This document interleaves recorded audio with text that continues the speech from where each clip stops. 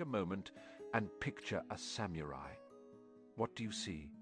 Perhaps a lone warrior, silhouetted against a red sunset hand resting on the hilt of his katana. You might imagine a figure of immense discipline, a man bound by a strict, unyielding code of honor known as Bushido, the way of the warrior.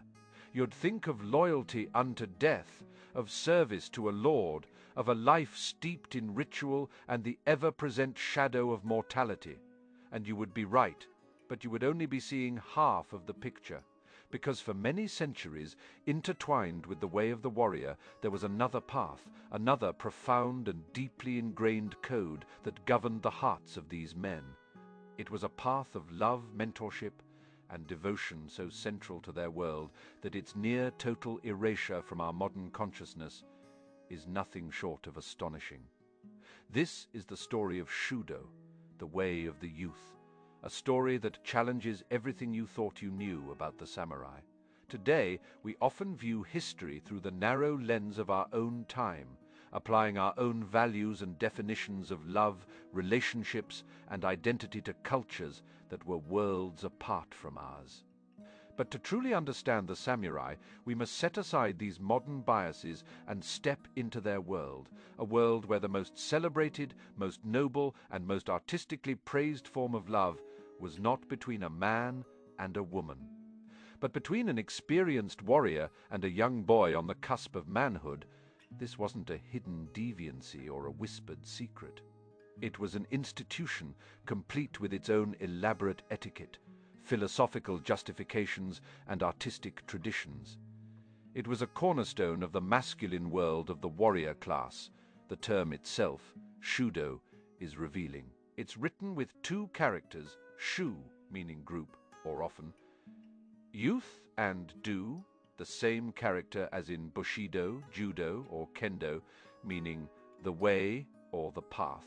This wasn't just about affection, it was a discipline, a spiritual and ethical journey. So, how did this other way become so central to the life of Japan's most iconic warriors? To find the answer, we must first travel back, not to the battlefield, but to the quiet incense-filled halls of Buddhist monasteries long before the samurai class solidified its power. A similar tradition existed among Buddhist monks. These monks, sworn to celibacy and living in isolated, all-male communities, formed deep, emotional, and often physical bonds with their young acolytes, known as chigo. These relationships were idealized in literature as pure, untainted by the perceived complications of relationships with women. The older monk would be a spiritual guide, a teacher, while the chigo, celebrated for his ephemeral beauty, was seen as a vessel for divine inspiration, a temporary manifestation of a bodhisattva. This monastic tradition provided a crucial philosophical blueprint. It established the idea of a male-male love that was not just acceptable, but spiritually superior. It was a love focused on mentorship and the elevation of the soul. When the warrior class rose to prominence during the chaotic Sengoku period, the age of warring states, this pre-existing template found fertile new ground. The world of the samurai was one of constant violence and instability. A warrior's life was often short, his allegiances shifting, his survival dependent on the loyalty of the men standing beside him in this crucible of conflict. The practical and the emotional merged. An intense, loving bond between an older, experienced warrior, the ninja, and his young apprentice, the wakashu, wasn't just a personal matter, it was a strategic asset. The ninja would take a wakashu, usually between the ages of 12 and 20, under his wing. He was more than a lover, he was a mentor, a teacher, a second father. He was responsible for the boy's complete education. He taught him the arts of war swordsmanship, archery strategy. He taught him the arts of peace, calligraphy, poetry, the tea ceremony. He guided him through the labyrinthine etiquette of the samurai court. In return, the wakashu offered unwavering loyalty, companionship, and his youthful beauty. This wasn't a relationship of equals in the modern sense. It was hierarchical, built on the model of master and apprentice, lord and vassal. But within that hierarchy was a profound and demanding code of ethics. The do in Shudo demanded absolute fidelity. The wakashu was expected to be utterly devoted to his ninja, ready to lay down his life for him without a moment's hesitation. The ninja, in turn, was expected to protect his wakashu, to cherish him, and to guide him honorably toward manhood. A common saying of the time recorded in texts about Shudo was that a relationship with a woman lasts but a short time, but a relationship with a boy is for life. This highlights a crucial point. Shudo was often seen as a purer, more reliable form of love than heterosexual relationships. In the world of political marriages, where a wife might be a spy from a rival clan or a pawn in a power play, the love of a wakashu, freely given and proven through shared hardship, was seen as genuine and incorruptible. The famous samurai text, the Fihagakure Fei, or In the Shadow of Leaves, written in the early 18th century, offers a stark window into this mindset. The author, Yamamoto Tsunetomo, speaks of Shudo with reverence. He states that a young man should test the character of a potential lover for years before committing, and once committed, his devotion should be absolute.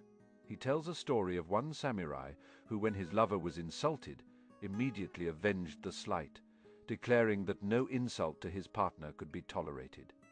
The Fihagakure Fei even suggests that the highest form of love is a secret, unrequited one, where a man dedicates his entire life to a younger samurai without ever revealing his feelings, proving his devotion through selfless acts alone.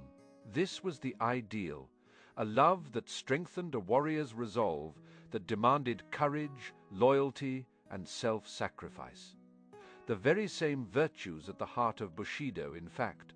For many, Shudo was not separate from Bushido. It was its ultimate expression. The relationship was structured around the coming of-age ceremony for the wakashu, known as genpuku.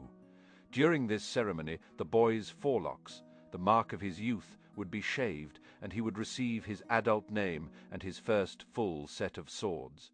This ceremony typically marked the formal end of the Shudo relationship. The wakashu was now a man, an equal. The expectation was that he would then take a wife, produce heirs to continue his family line, and perhaps, one day, take a wakashu of his own. The end of the physical relationship did not, however, mean the end of the bond. The two would often remain lifelong devoted friends, bound by a shared history that no one else could understand.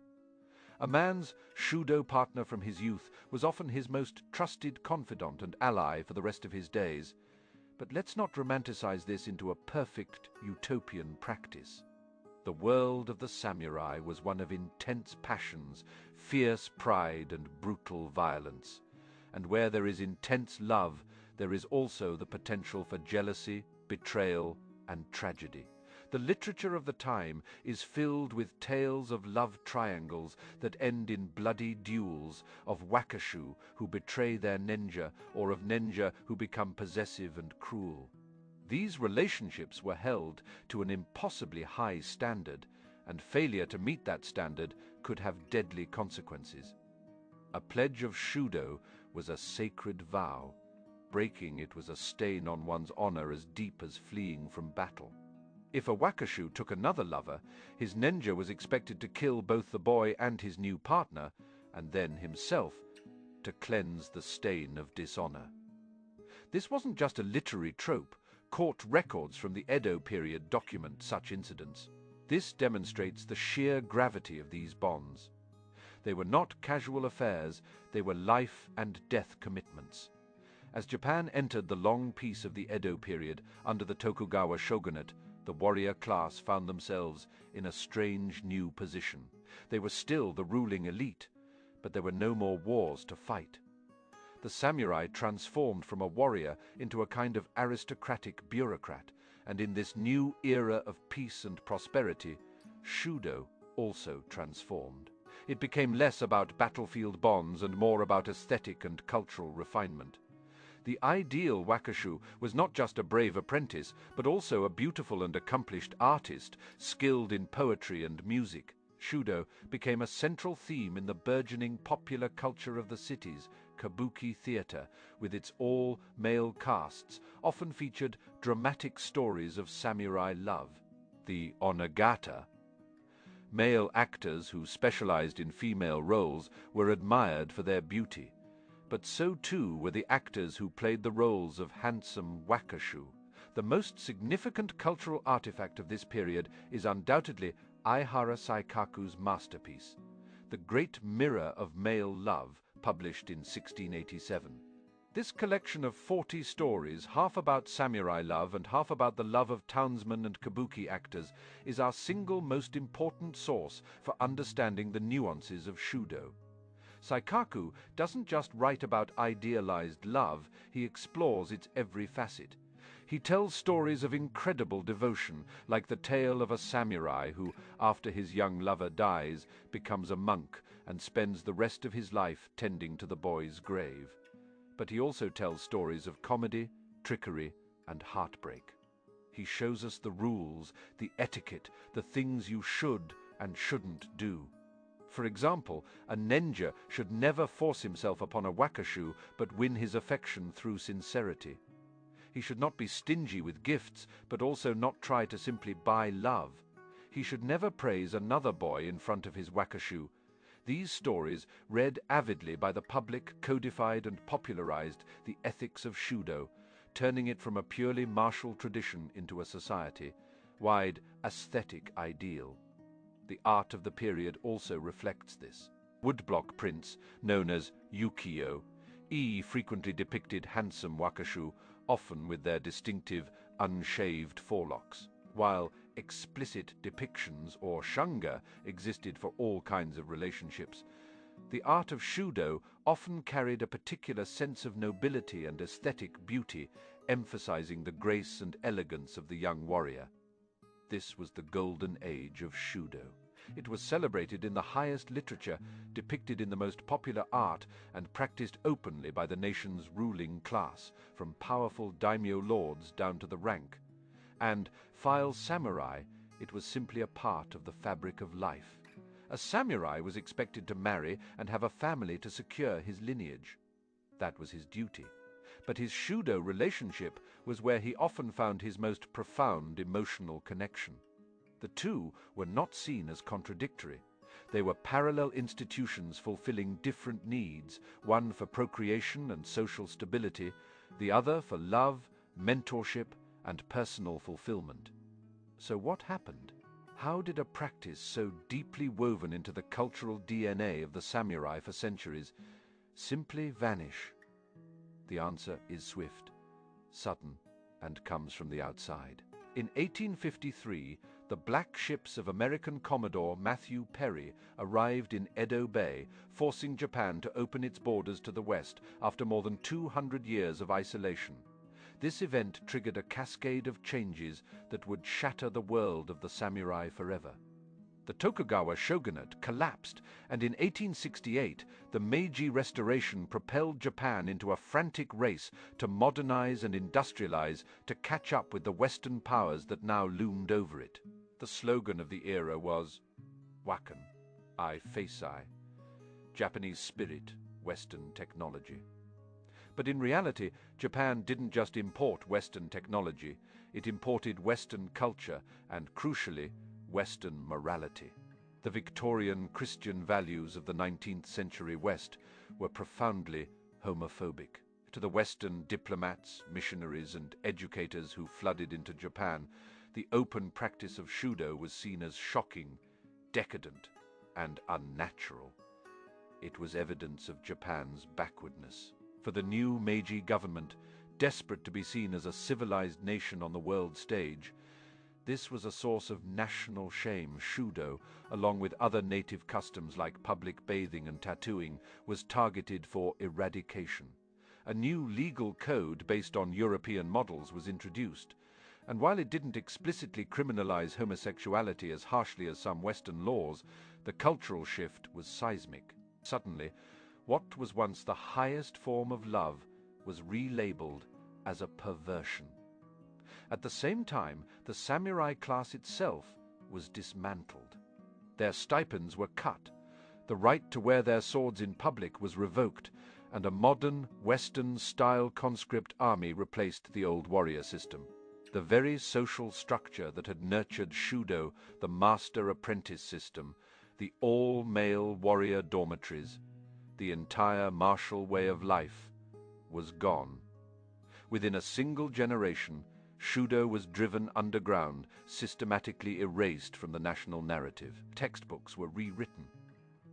The complex, nuanced samurai of history was flattened into a simple, hyper-masculine and exclusively heterosexual warrior icon, a symbol for a new nationalist Japan.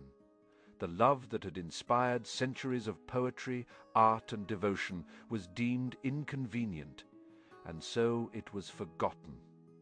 It is vital here to resist the temptation to simply apply our modern labels.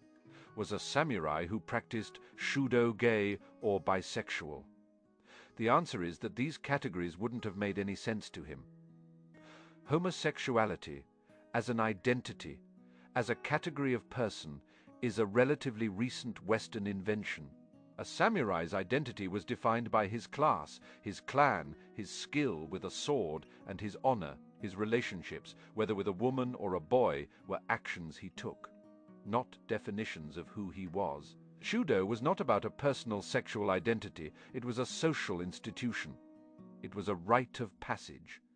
It was a method of education. It was a pillar of a warrior society. To call it Japanese gay history is to project our own cultural framework onto the past, and in doing so, we risk misunderstanding its true nature. What the story of Shudo teaches us is that the ways humans love, form bonds, and create meaning are incredibly diverse and culturally specific. The samurai lived in a world with a different moral compass, a different understanding of honor, and a different vision of love. Their way of the youth was not a flaw or a secret, but a central part of their identity, a path they walked with pride and conviction. It was a love forged in the fires of war, refined in the tranquility of peace, and expressed through a code as demanding as Bushido itself. Today, as we piece together this forgotten history from dusty texts and faded prints, we are doing more than just uncovering a curious historical footnote. We are restoring a crucial dimension to our understanding of the samurai. We are reminded that these legendary figures were not one-dimensional caricatures of stoic masculinity. They were complex human beings who lived, fought, and loved in ways both strange and profoundly familiar to us. The echo of Shudo is a quiet one, drowned out by centuries of deliberate silence. But if we listen carefully, we can still hear it. We can hear it in the passionate loyalty described in the Feiga Kyo-fei. We can see it in the graceful lines of a wakashu in a woodblock print, and we can feel it in the heartbreaking tales of devotion from the great mirror of male love. It is the story of another way. The other Bushido, a path of love that, for the samurai, was the ultimate measure of a man.